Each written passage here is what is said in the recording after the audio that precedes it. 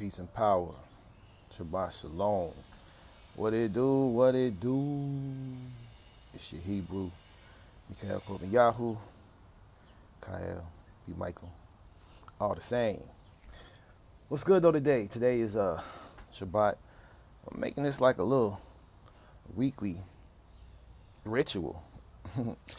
Cool down time. It's cool down time. So I made a post last night or yesterday, accompanied by some pictures. You know, two posts. Matter of fact, the first post dealt with the day. Said to the world, it's about to be Friday night.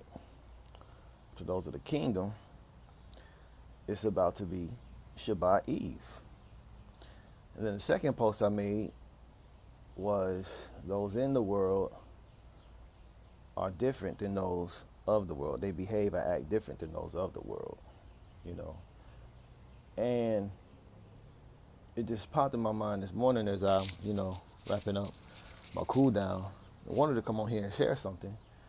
It's a tale of two kingdoms. It really is a tale of two kingdoms. You think of that book, A Tale of Two Cities, which tell the difference between the haves and the have-nots. But this tale of two kingdoms is about the righteous and the wicked. And I've been in both, you know what I'm saying? I've been in the kingdom of the world, aka Babylon. And now I'm doing my best to be born into the kingdom of Zion, into the kingdom of heaven. And transparency, I'm not perfect. I've had a lot of struggles along the way, and still have struggles in ways. But today marks a very big landmark for me. It's the conclusion of a 90-day journey that I was on. It started in April 12th, in fact, that began a retention journey for me, just being transparent. Shout out to my brothers, you know what I'm saying, first and foremost, who are all seeking to become masters of themselves, right? And that's what this journey was about. It's time for me to start walking on water. It's time for me to get my affairs in order. It's time for me to really put my roots in heaven, get back to my roots in heaven. You know what I mean? And so, today marks the 90th day. And it's deep because I've been invited to go to a service that I haven't attended to. I hadn't attended in a while. It's a Shabbat service. And I'm excited. I'm going to be leaving here shortly and attending the service because it's going to be very, very meaningful. I know it is. But I just want to say this, right? And in providing encouragement to all who, have struggles, because we all have struggles. Realize that it's a tale of two kingdoms, and both kingdoms are vying for your soul. Both kingdoms are vying for your soul. One is a little more like bloodthirsty, though, entirely more bloodthirsty, and has no desire for you to have any benefit, no blessing, right? It's just going to just rob you of your life. And the antagonist to that kingdom, I had a conversation with some Akeem last night, some brothers last night. We think of the devil outside of ourselves so much and not understand that there's a devil inside of us. That's the first devil that we got to conquer. And it's that little whispering voice, because that's the kingdom of the darkness, the kingdom of the world, the kingdom of Babylon in us. And it's that voice that whispers. It's that Nachash, that serpent. That's what the Nachash is. The serpent in Genesis 3 is that whispering voice inside of us. It's not anything outside of us. And that's what the scriptures are dealing with, the world inside of us. But we've been taught through religion to look at it as if it's the world outside of us. No, not first. First, you have to learn to look within. Then you understand what's going on without. But that world within that is seeking to consume you will have you consuming everything, right? There's no restraint, right? There's no discipline. There's no holiness, right? There's no purity. There's no shame, right? There's no guilt. There's no true fear. There's no love in this world, in this kingdom of Babylon. Babylon is just receiving for the sake of receiving. That's all Babylon's purpose is. That's pure selfishness, pure cynicism, right? That's that world. But on the flip, You got the world that seeks to love, to give, right? That's what love is. Love is giving. For Elohim so loved the world that he gave his only unique son, that whosoever believes in him shall not perish, but have everlasting life. And that believing in is not about just, I believe. No, it's about becoming like. It's about you trust the teachings enough to embody them and to become that which the outcome is pointing us to, which is Messiah. So those who believe in the Messiah will be like the Messiah. We talked about that a couple of days ago on a teaching that we had in the room, which, by the way, if you are so inclined, there's going to be a link shared on here today on YouTube with Beit Mashiach, the House of Messiah Ministries. We're going to be discussing this week's Parsha Balak. It's going to show that there's no divination against Israel. The only way that Israel defeats itself is through its own defeat. If we're in covenant, if we're walking in order, if we're keeping the commandments, if we're righteous, if we're set apart, there's nothing that can come against us. If Elohim is for us, who can be against us? And that's the kingdom of Zion. That's what we got to get back into, the kingdom of Zion. The other kingdom, the kingdom of Zion, again, love. That's the motive. That's everything, right? There's righteousness. There is, when I say guilt, there is a remorse. There's a regret. There's a conviction when we know we step off the path. But we stay on that path. We keep Torah. We keep the commandments. And we love one another.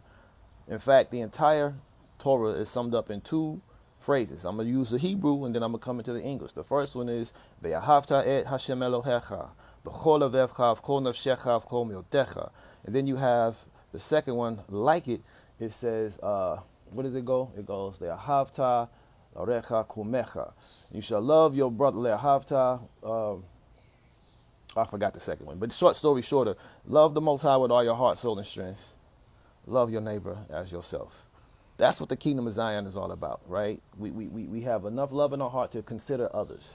We are altruistic, right? We have a desire to make sure that everyone collectively is good in the kingdom of Zion. In the kingdom of Babylon, it ain't no love. It ain't even concerned about the next person. And we can see that in our day to day. We can see that here.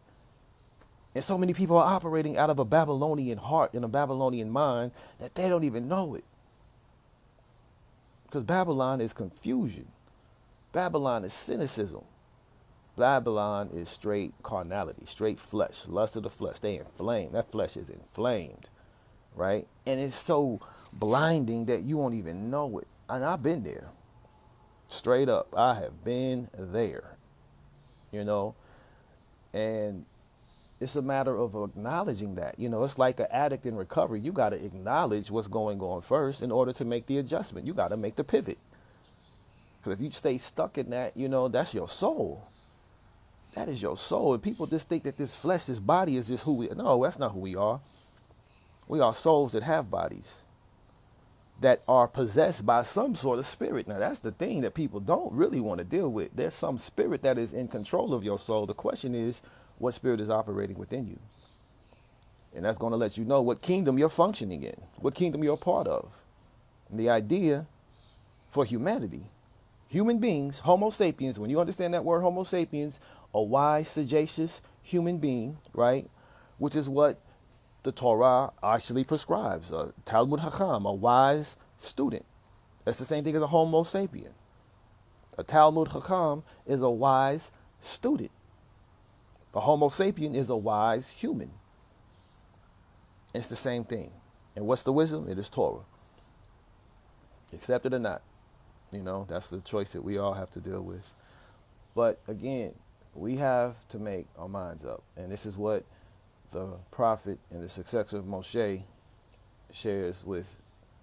Actually, this was, Moshe did it. Not Moshe, Yehoshua ben Nun did it. And Eliyahu did it. Eliyahu Hanavi, the prophet, told Israel when they were following the deity of Isabel or Jezebel, who was a Phoenician, if Baal is El, follow him. If Elohim is El, follow him. But stop wavering between these two thoughts. Make up your mind. And that's what Joshua ben Nun told Israel as well. Choose this day who you shall serve. Choose what kingdom that you are a part of. And stay in that kingdom. and be allegiant to that kingdom and know that there is so many blessings and power in that kingdom. And this is why in Deuteronomy 30, we're given the commandment to choose life, to choose the good, right? Choose life. That's not always easy to do. Boker Tov, cousin, and Sabbath peace to you as well. But choose life, right? Choose the kingdom of Zion. Zion awaits, and it's waiting for the children of Zion to come forth to bring light back to this dark, dying, decaying, just corrupted world, right?